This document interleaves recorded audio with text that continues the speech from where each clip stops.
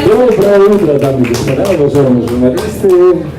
Нам особенно приятно приветствовать новичков нашего фестиваля.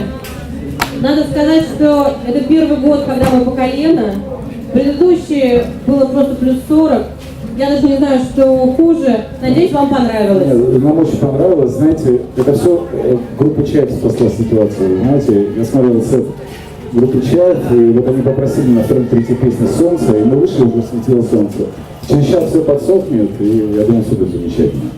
Как вам реакция публики?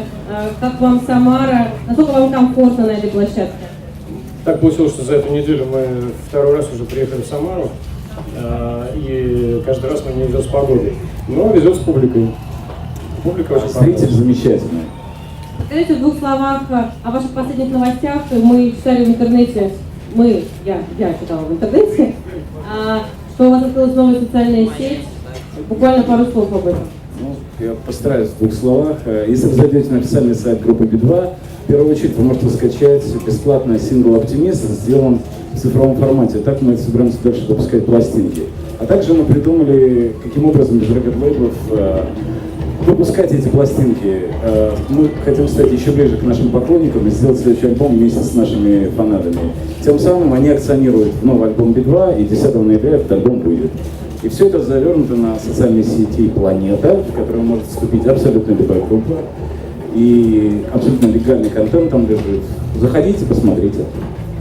Расскажите в двух словах, если сегодня выступают только суперзвезды, артисты обижаются на фразу суперзвезды, это Вера Брежнева. Знаете, мы вчера прилетели из Петербурга с двумя настоящими суперзвездами. Это Костя Кинчев и Слава Бутусов. Вот они сели перед нами.